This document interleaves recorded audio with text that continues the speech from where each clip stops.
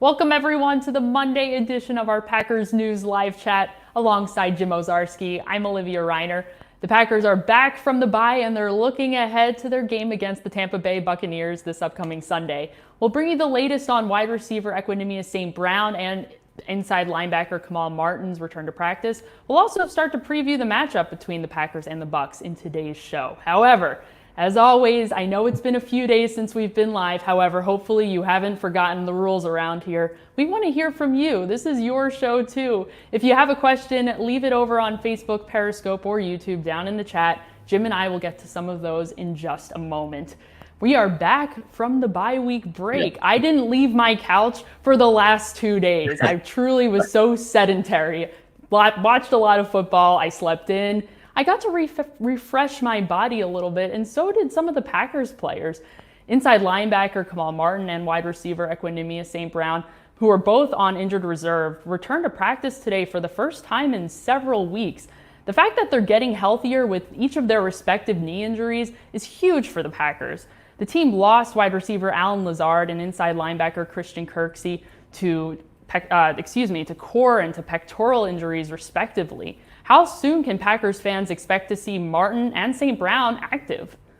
Well, let's just start with the general timeline. So now that they started practicing, the Packers, I guess, now have 20 more days to determine if either can return to the active roster or go on IR permanently. Obviously, that's likely not going to be the case, provided they stay healthy through this. They don't have to wait all that time, though. So let's start with St. Brown, largely because he's the unknown, Olivia. I mean, he kind of dealt with a injury in training camp. The team didn't have to tell us what it was, but he missed a few days of camp, then didn't play against the Vikings, and then showed up on the injury report with a knee and then went to IR. So who knows, right? It could be a sprain or whatever. He could play this Sunday. I mean, that's the one unknown, or at least be active this Sunday. That's the one unknown. Now, Martin did have surgery, that we know, on a knee, and that's, I mean, I'm trying to do the timeline here, Olivia. That is 7 weeks, 6, something like that. So you would think, clearly he's been cleared for football activity. Is he ready to run and tackle? Then I'm not sure. My guess is, it's hard to say. I guess we'll just leave it at that. It's hard to say when will they play this Sunday? I don't know. You're talking about a walkthrough on Monday, a walkthrough Friday, pads Thursday. That seems like a quick turnaround, doesn't it? To have these guys play. So my thought is they'll practice this week and then, looking forward in 2 weeks. But I could be wrong. They both could be ready to go and at least active, by Sunday. Before the bye, the Packers offense was rolling in week 4. Even after week 4, by week 4, the Packers led the NFL in points and they were second in yards. And even after week 5, when the Packers had only played 4 games, they're still 4th in the league in points. And yes, the other 3 teams that are ahead of them have all played 5 games. How can the Packers spark the momentum after taking a week off? Yeah, I think they're in maybe better shape than a team who had a Thursday game and then a bye. I mean, they had a short bye week. They played Monday. Guys were in then on Tuesday for rehab and whatnot. So I mean, really, they've only been off Wednesday, Thursday, Friday, 5 days. They practice Monday, which is not something we normally do. So I don't know, the way they were playing, the way this offense is designed as well, to just kind of get guys open. I think, they'll be able to hit the ground running in Tampa, to be honest. Let's look ahead to that game against the Bucs. Naturally, a lot of that conversation is going to be centered around quarterback Tom Brady, quarterback Aaron Rodgers, the matchup of the century, even though the two of them won't actually play on the field at the same time. However, let's not forget about the Bucs defense and how strong they've been through 5 weeks. They are one of the best at stopping the run right now. Even after week 5, they're first in yards allowed, and then they're also second in points allowed right now. How will the Packers offense try to throw off the Bucs run defense? Yeah, it's a good point. I mean, Tampa Bay also last year, for Packers fans who may not have followed Tampa Bay, They were the number one rush defense in the league last year. Probably what's now counteracted because they were the third worst passing defense. So teams chose to throw the ball against them quite a bit last year. But I think what's important though is last year they only allowed 3.7 yards per rush. That was also first in the league, which is maybe a little more telling how effective they are against the run than just number one at yards, total yards are allowed. And they're back there again this year, 4.1 yards allowed per rush, number one in the league. Here's the difference though. Vita Vea, I think it was a first round pick, big run stuffer in the middle. He went down, lost for the year in that game against the Bears. That's a big deal for them. The Bears were able, Matt Nagy, a guy who does not like to run the ball, they were able to run for over 100 yards against Tampa Bay on Thursday. So, Olivia, I think that the Packers aren't really going to change much, to be honest. I think they're going to see if Tampa can prove to them that they can stop the Packers run game. You know what I mean? I don't think they're going to go in there necessarily afraid of that front seven, especially with Vea being out. I mean, I can't underscore again how good he is and what kind of loss that is. I know some people were maybe equating that to Kenny Clark, and while I may agree with that on what it means to the team when you lose such a good player, I think Vea is a much stronger run defender than Clark, whereas I think Clark is a much better pass rusher. So, I think it's a good match for sure, and it's definitely going to be the best match the Packers have had in terms of establishing the run so far this season. This is my fourth question to you, Jim. Unlike Tom Brady, I have not forgotten where we are in our rundown for the show today. Speaking of Tom Brady. Taking swipes. I like it. Thanks, Jim. Speaking of Tom Brady, some games this season he has looked excellent. Against the Chargers, he had 369 passing yards, he threw 5 touchdowns, and he had a 117 passer rating. Some games, like this past week against the Bears, Brady has looked no better than Bears quarterback Nick Foles. They both had around 250 passing yards. They each only threw a touchdown, and Foles even had a better completion percentage than Brady did. Foles had 70%, Brady only had 60%. Which Tom Brady are the Packers expecting to see on Sunday? Yeah, I think we'll hear a lot of the same stuff we heard before the Saints game, right, Olivia? Because it was, Drew Brees doesn't throw the ball downfield, which is true, and he doesn't complete deep pass, all that stuff, which was true. And what did the Packers say? He was great, future Hall of Famer.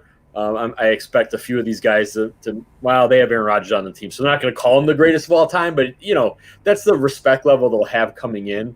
The guy we'll see, I don't know, honestly. It reminds me a lot, Olivia, of Aaron Rodgers last year in a brand new offense for the first time in 15 years. I mean, this is Brady's first go around, with a new system, with a new scheme and a new play caller. And so you're seeing a little of that unevenness. I mean, remember last year, Olivia, there was that stretch where Aaron Rodgers was just on fire for 4 or 5 games. And then after that or around it, it was kind of, hits and misses. And I think that's what we're seeing so far. And I'd say part of this too, Olivia, is O.J. Howard lost for the year 2 weeks ago to an Achilles for Tampa Bay. Mike Evans dealing with a toe injury. Rob Gronkowski is old and slow. And Chris Godwin, hamstring injury, tried to play through it, came back, gets hurt. So also part of this is his, offensive weaponry, if you will, has been hurt. So I think that's why you're just seeing a little bit of fits and spurts of what Tampa could be with Tom Brady. For what it's worth, Bucs head coach Bruce Arians said that Tom Brady did not forget which down it was on the last play of the game. So apologies to Tom Brady if you're out there watching. Don't apologize for it. He totally forgot. If he did, regardless, we like to have fun around here. It's all lighthearted, good fun. All right, everybody, let's head over to Facebook, Periscope, and YouTube for your questions. If you have not yet gotten your question in, don't worry, there is still time. Get it in now. Jim and I will go ahead and get going. Good afternoon, good morning, good evening, wherever you are. Thanks for joining us. Let's take our first question here from Joshua. Joshua says, good afternoon, Olivia and Jim. Is everyone healthy in the locker room? Like we mentioned at the top of our show, inside linebacker Kamal Martin, wide receiver Equinemius St. Brown, both on IR, practiced today for the first time in many, many weeks. In addition to the two of them, the Packers also saw the return to practice of wide receiver Davante Adams, defensive lineman Kenny Clark, tight end Mercedes Lewis, and the last one is outside linebacker Rashawn Gary. The four of them were inactive against the Atlanta Falcons in week 4 before the bye week. All four of them practiced today. However, the Packers did not see today practicing cornerback Kevin King and running back Tyler Ervin. Where do the Packers stand with their whole slew of injured players? Yeah, I think the King thing is worth watching because that's a soft tissue injury, a quad. And that, I mean, Raven Green, missed, the last week or so of camp, the first games of the year. Now, different type of player. And so we'll see. I mean, that's Kevin King has struggled with soft tissue injuries in the past, although last year, to his credit, remember, Olivia, he was doubtful for that game in Dallas and then decided to give it a go and played pretty well. So that's the one to watch. Obviously, Tyler Ervin, could be a little hard to catch and run with a football if that wrist is injured. So, but King for sure. But other than that, I mean, Kenny Clark is back. Davante Adams, I would imagine, is going to be back after their weeks off. So, look, the bye is always good. As our colleague Tom Silverstein said, there are always people hurt.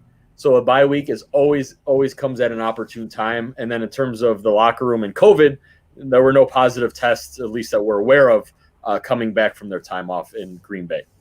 For what it's worth, the injury report today has not yet come out for the Packers. Once it does, we'll make sure to share it over on, I'm sure, our respective Twitter pages. If you're not following us over there, make sure you're doing that. We'll have lots of info for you over there as soon as we get that injury report. Thank you, Joshua, for your question.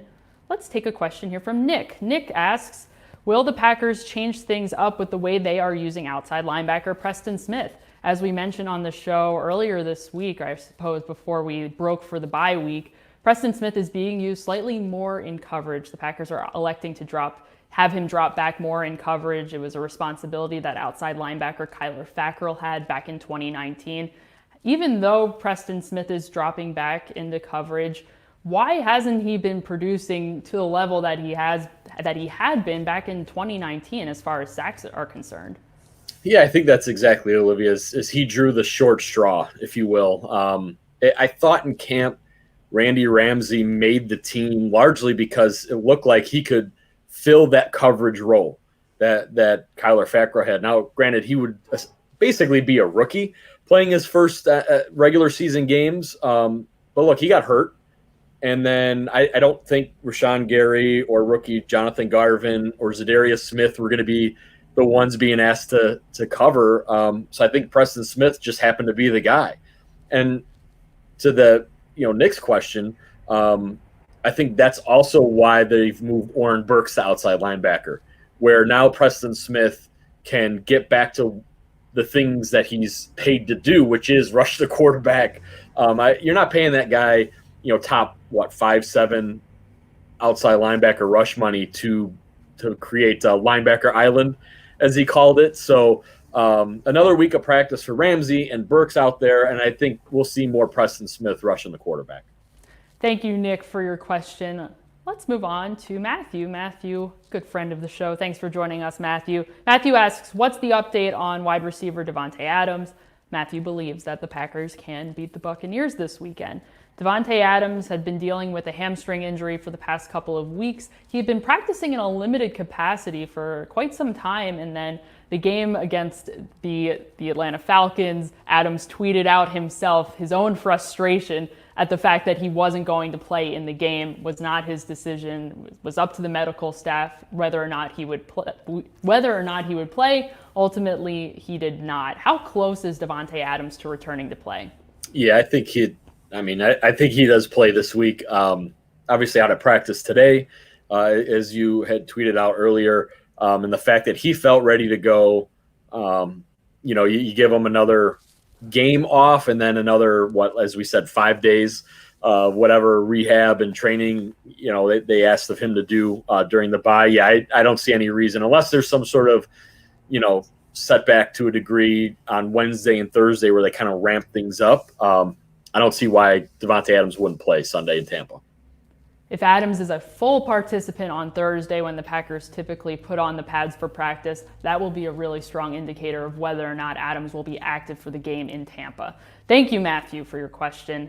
Let's take a question from Josh. We haven't talked about Aaron Jones in a little while and his quest for a new contract, so why don't we pick things up where we left off? Josh asks, do we think it will take until March when Aaron Jones officially becomes a free agent in 2021 to sign Aaron Jones, or will the Packers get a deal together during the season? Jim, how far off is Aaron Jones from a new deal? Yeah, my gut says yes. This is if he returns to Green Bay, it would, to me, it'll be after the season. You always got to allow the possibility, because anything's possible. They're talking to David Bakhtiari's agents, you would think, or at least trying to feel that out. And if maybe they decide, hey, that needs to wait, maybe there is money for Aaron Jones, But if you're Aaron Jones, the longer you go, maybe the more you feel like free agency and seeing what the market's going to dictate is the best route for you. So, Josh, long way to say, yeah, I do think it's going to be in the offseason. I think if the Packers really wanted it done, on Aaron Jones's terms, they would have got it done much earlier. And I think if Aaron Jones wanted to get it done on the Packers' terms, it would have been much earlier. So I think there's just there must be enough of a divide there that they can't just come to an agreement at this point. Let's move on to another running back, someone who perhaps wouldn't mind seeing Aaron Jones walk after this season. Let's talk about A.J. Dillon. Jaron asks, when will running back A.J. Dillon see more playing time? Will it take 2021 free agents Aaron Jones and Jamal Williams departing for other teams for A.J. Dillon to finally see some significant snaps, Jim? Yeah, it's an interesting question, because I remember when A.J. Dillon was drafted, it was a lot of unhappy Packers fans wondering why they would spend a second-round pick on a running back. And now people want to know when that pick is going to get on the field, despite, Aaron Jones scoring 5 touchdowns in 4 weeks and Jamal Williams likely playing his way into a good deal as well. John, honestly, I don't know. I mean, Matt LaFleur likes to say, I need to get him more snaps, but how do you take Aaron Jones and Jamal Williams off the field? I mean, I don't know how or what A.J. Dillon can do in practice that would supersede what those guys are doing in a game. So what it comes down to is maybe what we saw, against Atlanta, where you put him on the field with another running back, and that may just mean A.J. Dillon, he's getting more playing time, but he's not going to carry the ball. So I don't know. Again, that's an I don't know. That's if one of those two other guys gets hurt, or that's if Matt LaFleur forces the issue, because he's the one who can control that, and decides to take Aaron Jones and Jamal Williams off the field. And I don't know how that would happen, because I just don't see, Olivia, those two players just suddenly not performing. Jamal Williams had a career game against the Falcons with a high of almost 100 receiving yards and 8 receptions. Right. Head coach Matt LaFleur isn't deviating anytime soon from either of his top 2 backs. Speaking of career day, let's take a question from Duke here. Duke said tight end Robert Tonyan had 5 touchdowns in 4 games. He also had he's had a career game on last Sunday against the Falcons. Do you think he'll keep the streak going in Tampa Bay? With, I suppose, the status of wide receiver Devontae Adams still in question, no wide receiver Allen Lazard. Still, there are some questions around who's going to be active for the Packers on game day come Sunday. How can Tonyan fit into the Packers' offensive plans? I mean, yeah, at this point, he's clearly established himself as their top receiving tight end. We'll see if Mercedes Lewis is back. I think the fact that he didn't play Monday night allowed Robert Tonyan to be on the field a bit more, do some different things. Not to say Mercedes Lewis takes his snaps away or takes targets away, but I mean, it changes the offense to a degree. So it's hard to say. I mean, 5 touchdowns in 4 games, pretty spectacular.